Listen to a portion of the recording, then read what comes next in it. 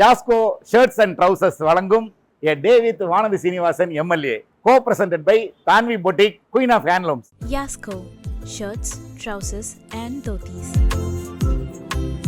Tanvi boutique, queen of handlooms, இப்போது சென்னை, காரைக்குடி மற்றும் மதுரையில். எனக்கு கூட ஆசை நிறைய பேருக்கு பிரியாணி பண்ணி போடணும்னு, ஆனால் நேரமே இருக்கிறது இல்லை.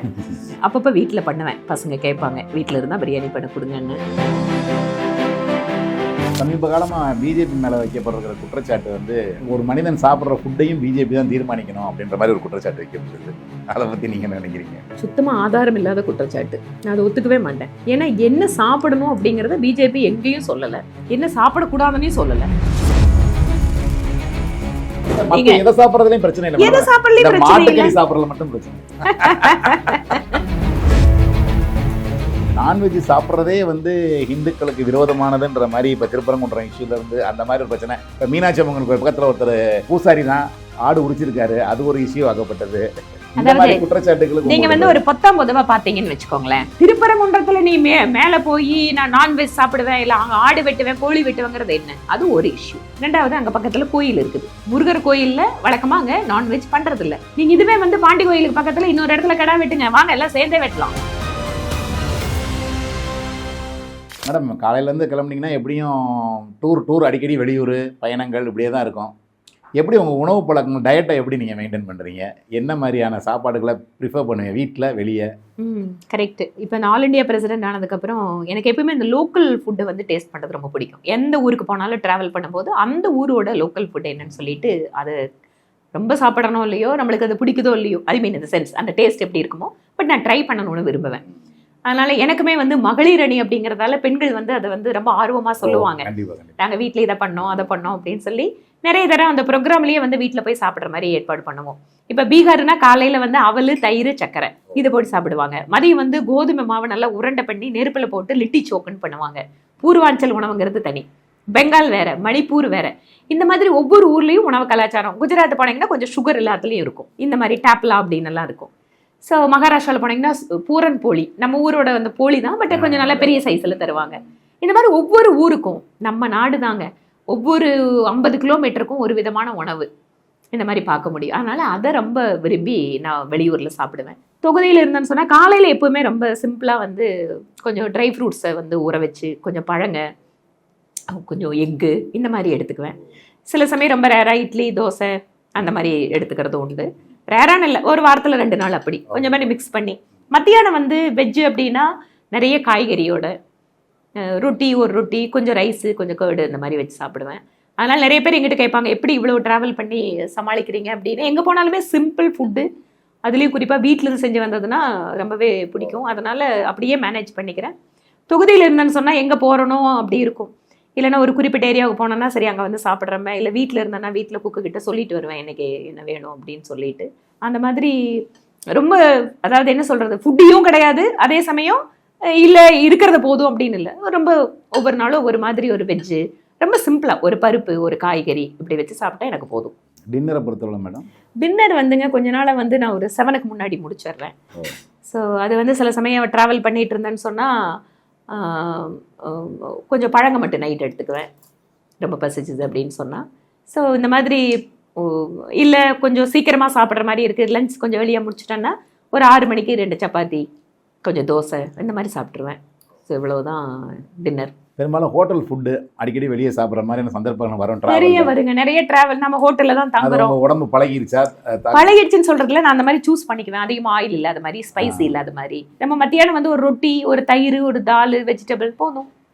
அதனால எந்த ஹோட்டல் போனாலும் அது பிரச்சனை இல்லை. ஸோ கோயம்புத்தூர்ல இருந்தேன்னா சில சமயம் கட்சிக்காரங்களோட சேர்ந்து ஏதாவது ஹோட்டலில் அப்படின்னு சொல்லிட்டு போய் சாப்பிடுவோம். அந்த மாதிரி தெரிஞ்ச ஃப்ரெண்ட்ஸோட ரெஸ்டாரண்ட் இருக்கும், அங்கே போனால் கொஞ்சம் ரிலாக்ஸ்டாக நம்மளுக்கு அந்த ரெஸ்டாரண்ட்டில் எது நல்லா இருக்குன்னு தெரியும், அதை கொண்டு வர சொல்லி சாப்பிடுவோம். ஸோ இந்த மாதிரி ஃபுட்டுங்கிறது என்ன ஒரு பக்கம் கண்ணா பின்னான்னு சொல்லலாம், இல்லை வெரைட்டின்னு சொல்லலாம், அந்த மாதிரி போயிட்டுருக்கு. அதே மாதிரி கேரளா சவுத்தில் போனீங்கன்னா நிறைய தேங்காய் எண்ணெயில் இருக்கும், அவியல் எனக்கு ரொம்ப பிடிக்கும். அதுக்கப்புறம் கேரளா போனால் வழக்கம் போல் புட்டு, கடலைக்கறி. நார்த்தில் வந்து கடுகு எண்ணெயில் தான் எல்லாமே பண்ணுவாங்க. எனக்கு அது ஆரம்பத்தில் கொஞ்சம் கஷ்டமாக இருந்தது. அந்த கடுகு எண்ணெயோட அந்த ஸ்மெல் இதெல்லாம். அதுக்கப்புறம் ரொம்ப அளவா சாப்பிட்றதால எனக்கு அது ஒரு கஷ்டம் தெரியல, பழகிடுச்சு. உங்களுடைய ஃபேவரட் ஃபுட்னா எது மேடம் சொல்லுவீங்க? கோயம்புத்தூரை பொறுத்த வரைக்கும் பச்சை பயிறு கடையிறது எனக்கு கடைஞ்சி நல்லா கெட்டியாக தரணும். அதில் நல்ல சுடுசாத நெய் போட்டு சாப்பிட்டா எனக்கு ரொம்ப பிடிக்கும். அதுக்கப்புறம் பீர்க்கங்காய் பொரியல், அப்புறம் கீரைங்க, அதுலேயும் குறிப்பாக மணத்தக்காளி கீரையை நல்லா சுடுசாதத்தில் போட்டு சாப்பிட பிடிக்கும். அரிசி பருப்பு சோறு அது எங்கள் ஊரோட ஸ்பெஷலு. அதனால் அரிசி பருப்பு சாதத்தில் வந்து கொஞ்சம் சூடாக நெய் தயிர் இதெல்லாம் போட்டு சாப்பிட்டேன்னா அது ரொம்ப பிடிக்கும். ஃபேவரெட்டுன்னா அது சொல்லலாம். நான்வெஜ்ஜில் வந்து பிரியாணி, நான் நல்லா பிரியாணியும் பண்ணுவேன். ஓ வெரி குட். எனக்கு கூட ஆசை நிறைய பேத்துக்கு பிரியாணி பண்ணி போடணும்னு, ஆனால் நேரமே இருக்கிறது இல்லை. அப்பப்போ வீட்டில் பண்ணுவேன், பசங்க கேட்பாங்க வீட்டில் இருந்தால் பிரியாணி பண்ண கொடுங்கன்னு. அதான் நான் அடுத்த கேள்வியை கேட்க வந்தேன். அப்படிங்களா? உங்கள் கணவருக்கு பிடித்தமான உணவு எது, அதை நீங்கள் சமைச்சு கொடுக்கணும் அவர் ஆசைப்படுறது எது, பசங்க உங்கள் 2 பசங்களும் உங்கள்ட்ட ஆசைப்பட்டு கேட்டு சமைச்சு வாங்கிக்கிறது எது அப்படின்றத, அது பிரியாணின்னு சொல்லிட்டீங்க. கணவருக்கு வந்து நான்வெஜ் ஐட்டம் எல்லாமே பிடிக்கும். அதில் நான் செய்கிறதுல அவருக்கு பிரியாணி தான். பிரியாணி தான். நான் எது செஞ்சாலுமே நல்லா இருக்குன்னு தான் சொல்லுவார். ஆனால் இப்போ செஞ்சு கொடுக்க தான் ரொம்ப வருஷம் ஆச்சு. இடையில அக்கேஷனலாக சமைக்கிறதோட சரி.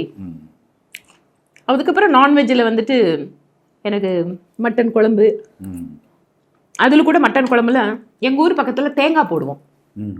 தேங்காய் நல்லா பீஸாக பண்ணி அந்த மட்டன் குழம்புக்குள்ளே இந்த பள்ளிப்பாளையம் சிக்கனில் போடுற மாதிரி, பள்ளிப்பாளையம் சிக்கனில் போடுற மாதிரி அந்த மாதிரி போட்டு குழம்பு வைப்போம். அது ரொம்ப பிடிக்கும். அப்புறம் மீன், சென்னையில் அவங்க வந்து சீ ஃபுட் ஈஸியாக கிடைக்கும்.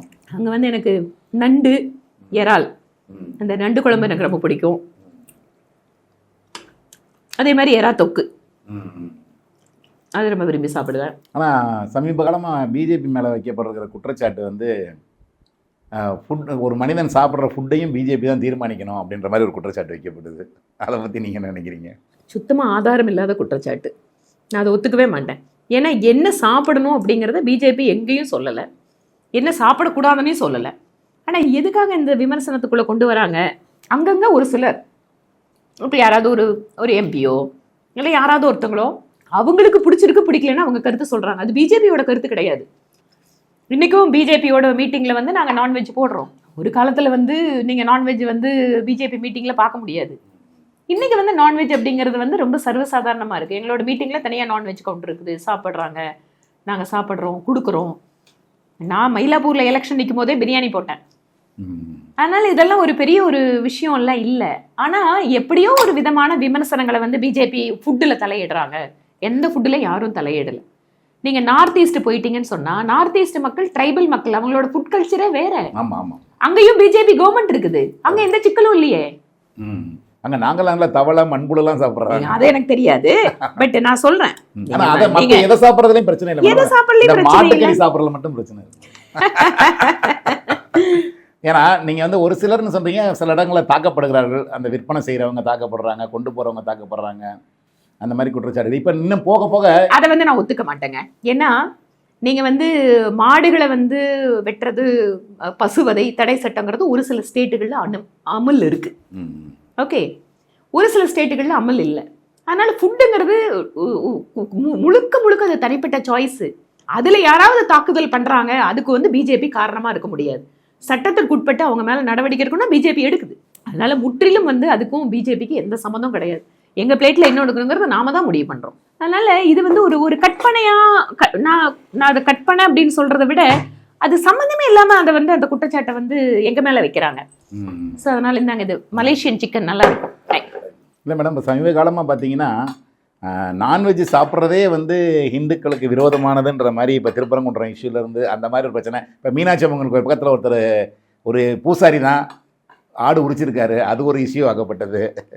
இந்த மாதிரி குற்றச்சாட்டுகளுக்கு நீங்க வந்து ஒரு 19 பார்த்தீங்கன்னு வச்சுக்கோங்களேன், ஒவ்வொரு ஊர்லயும் வந்து முனியப்ப சாமி இருக்கு.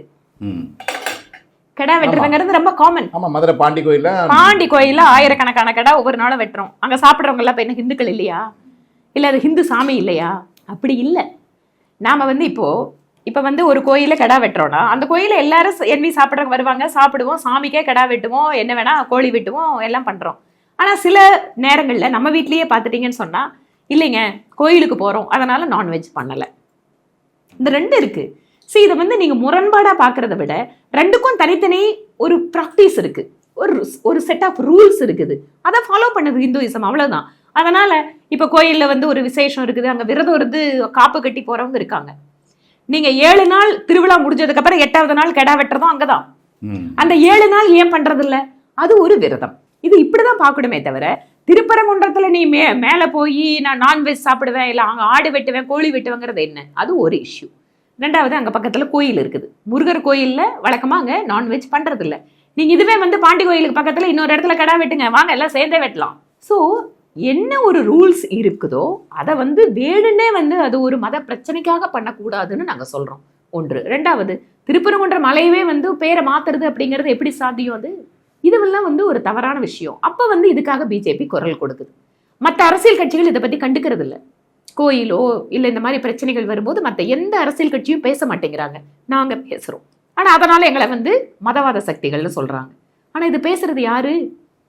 இது யாருக்காக நம்ம பேசணும்? இந்த அரசியலை தான் நாங்க மக்களுக்கு சொல்றோம். ஓகே மேடம், நம்ம விரிவா இன்னும் பேசலாம். எஸ், தாராளமா. அடுத்த பாயிண்ட்ல பேசுவோம். ஓகேங்க, சந்தோஷம். சாப்பிடுங்க. அடுத்து 2 சன்ஸ் இருக்காங்க. ஆமா. வாரிசு அரசியலுக்கு வாய்ப்பு இருக்கா?